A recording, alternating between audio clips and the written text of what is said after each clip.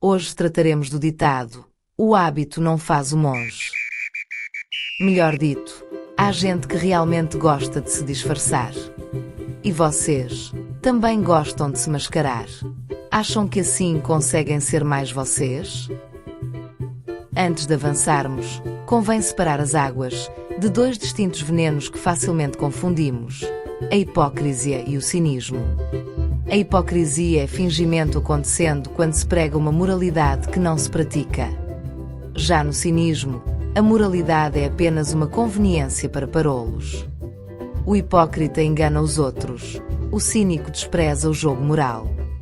Enquanto o hipócrita se sente compelido a manter a fachada da decência, o cínico encontra um prazer perverso em derrubar essa mesma fachada. Seja ele um governo totalitário, uma rede social ou um político em campanha, o sistema faz tempo descobriu que nos pode moldar num uniforme, ajustado ao seu modelo. O ditado diz que o hábito não faz o monge, mas com esse uniforme implantado, a sociedade restringe-te a ele. Estamos presos num constante desfile de modas. Vestes o hábito do sucesso, o hábito da opinião correta, o hábito do perfil impecável. E, enquanto te proteges nessa armadura, o teu verdadeiro eu, aquele que duvida, que sangra e que sente, é sufocado por pressões externas. O hábito não é o problema pior, mas sim o cinismo que se tornou na tua defesa. Fingimos que acreditamos na máscara do outro, para que o outro finja que acredita na nossa. Que admirável mundo carnavalesco! É o samba da sobrevivência. Mas para onde vamos? Vamos, mas é despir logo essa máscara. Vamos ver como evoluiu a produção dos hábitos através da história e como hoje em dia os políticos atraem a nossa atenção num jogo do marketing de performances. Se concordas que deves parar de ser uma peça de engrenagem e queres começar a ser um criador da tua própria vida, fica aqui comigo. Quando aceitamos o uniforme que o sistema impõe, deixamos de ser gente e passamos a ser um recurso.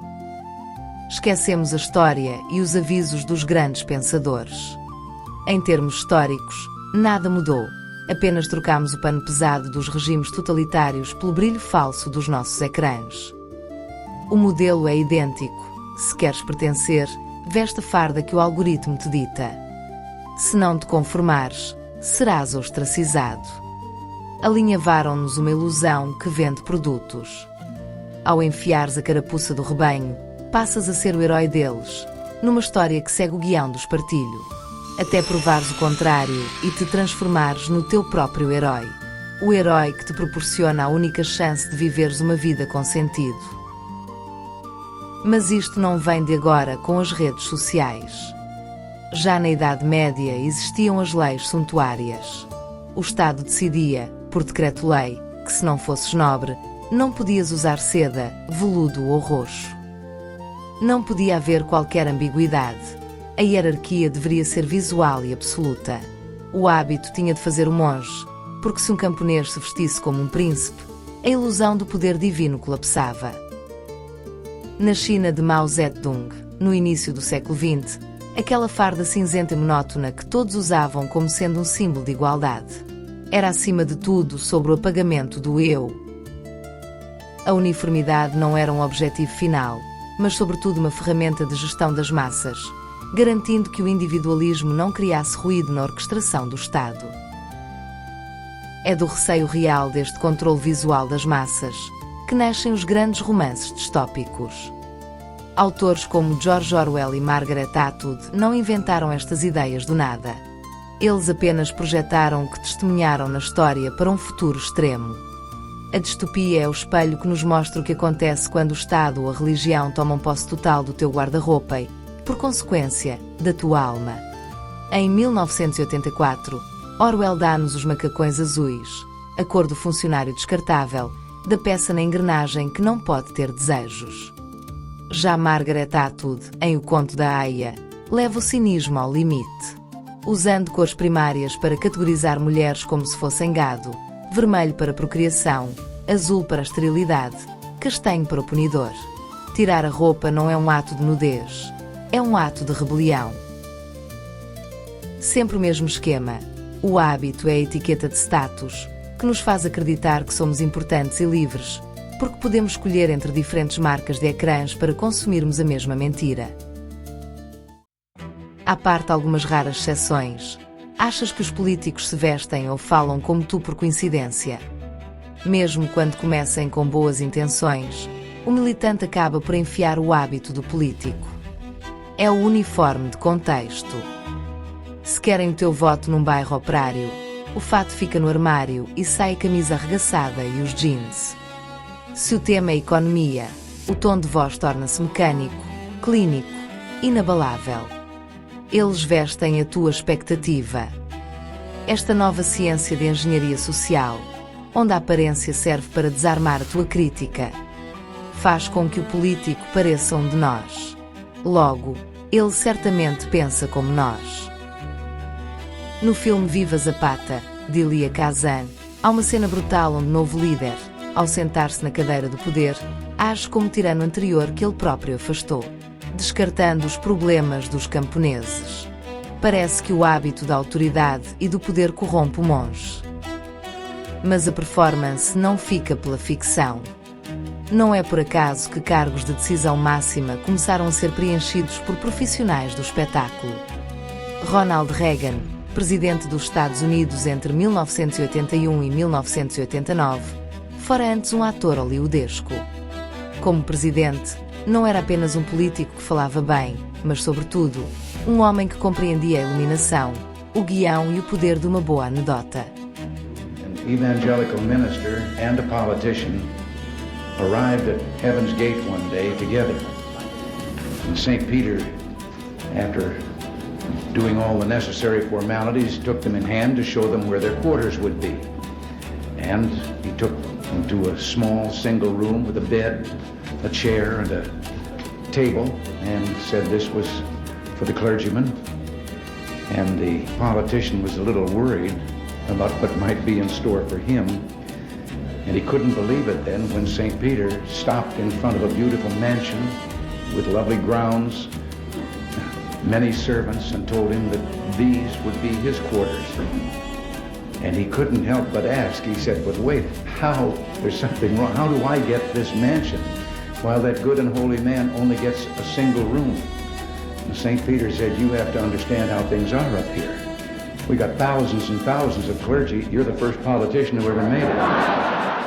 A sua política da forma sobre o conteúdo vendia um otimismo heróico na frente das câmaras, enquanto as suas decisões económicas aprofundavam desigualdades.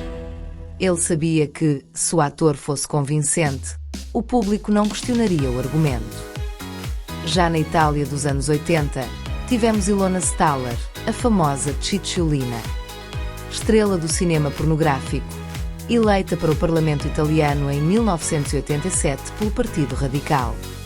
A sua performance era o seu hábito, usando o escândalo e a nudez para expor a hipocrisia de um sistema que se dizia moralista, mas era sim corrupto.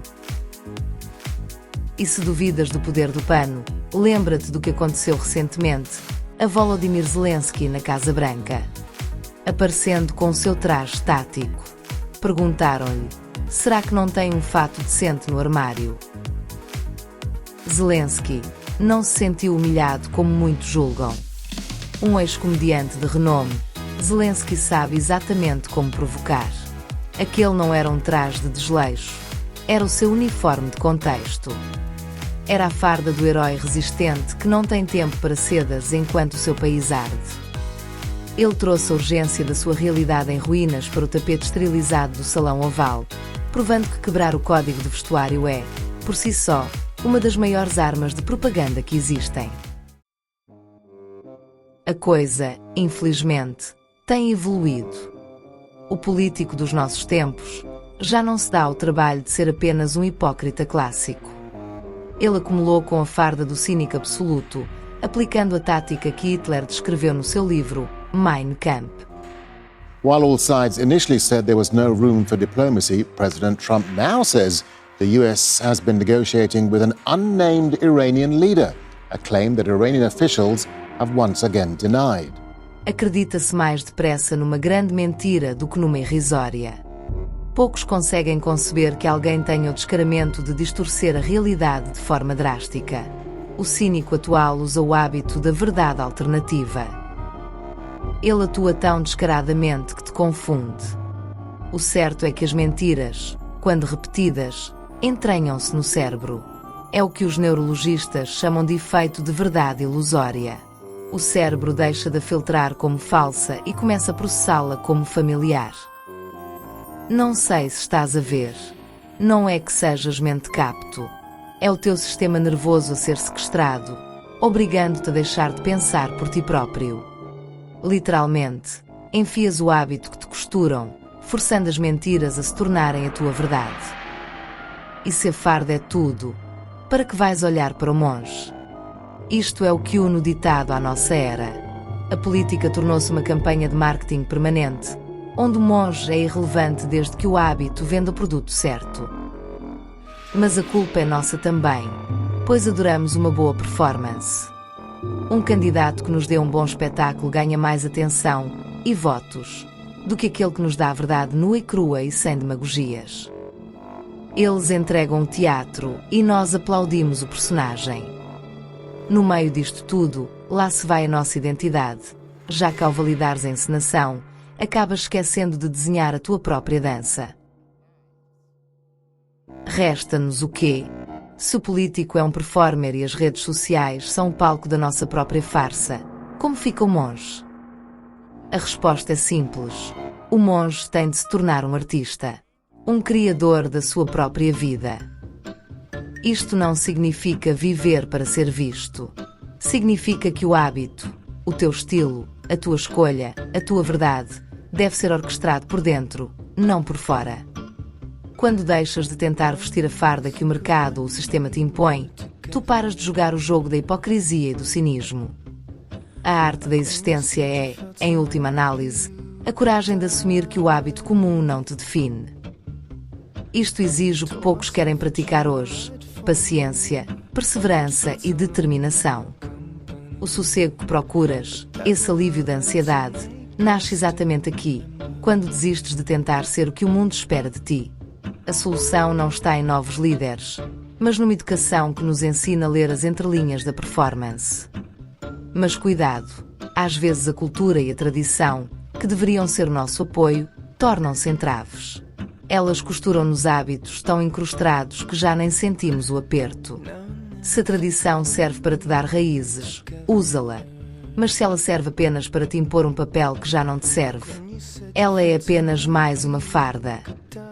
Precisamos de uma cultura que não celebre quem melhor veste o hábito, mas quem tem a honestidade de ser coerente com a sua própria essência. Não precisas de uma marca, de um partido ou de um filtro para validar quem és. Como dizia Shakespeare, o mundo é um palco, e todos nós não passamos de atores. Sejamos, mas façamo-lo na nossa própria batida. Assim nos aconselha o grande ator de enorme coração que foi Charlie Chaplin, num dos seus melhores filmes, O Grande Ditador. I'm sorry, but I don't want to be an emperor. That's not my business. I don't want to rule or conquer anyone. I should like to help everyone if possible. Jew, Gentile, black man, white. We all want to help one another. Human beings are like that. We want to live by each other's happiness, not by each other's misery. We don't want to hate and despise one another. In this world there's room for everyone, and the good earth is rich and can provide for everyone. The way of life can be free and beautiful, but we have lost the way. Greed has poisoned men's souls, has barricaded the world with hate, has goose-stepped us into misery and bloodshed. We have developed speed, but we have shut ourselves in. Machinery that gives abundance has left us in want. Our knowledge has made us cynical, our cleverness hard and unkind. We think too much and feel too little. More than machinery, we need humanity. More than cleverness, we need kindness and gentleness. Without these qualities, life will be violent, and all will be lost. The aeroplane and the radio have brought us closer together. The very nature of these inventions cries out for the goodness in men, cries out for universal brotherhood, for the unity of us all. Even now, my voice is reaching millions throughout the world, millions of despairing men, women, and little children, victims of a system that makes men torture and imprison innocent people. To those who can hear me, I say, do not despair. The misery that is now upon us is but the passing of greed, the bitterness of men who fear the way of human progress. The hate of men will pass, and dictators die, and the power they took from the people will return to the people. And so long as men die, liberty will never perish. Soldiers, don't give yourselves to brutes, men who despise you, enslave you, who regiment your lives, tell you what to do, what to think, and what to feel, who drill you, diet you, treat you like cattle, use you as cannon fodder. Don't give yourselves to these unnatural men with machine minds and machine hearts. You are not machines. You are not cattle. You are men.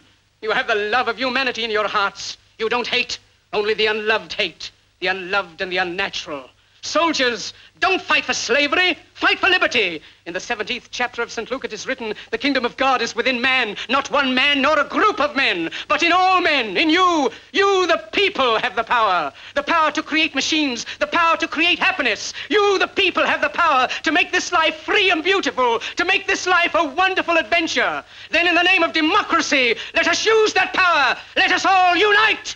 Let us fight for a new world, a decent world, that will give men a chance to work, that will give youth a future and old age a security. By the promise of these things, brutes have risen to power, but they lie. They do not fulfill that promise. They never will. Dictators free themselves, but they enslave the people.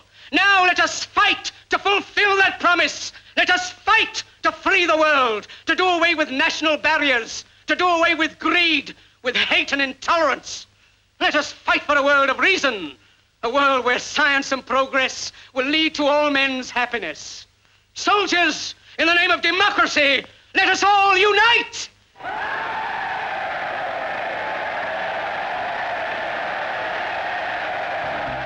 Quando o espetáculo terminar e as luzes se apagarem, quem é que tu vais encontrar no camarim? Um ator exausto, que passou décadas a decorar falas que não eram suas, ou um artista que finalmente percebeu que o palco é dele? O espetáculo do mundo espera por ti. E tu és o autor. Para de ser marioneta do teu tempo e começa a viver a tua dança.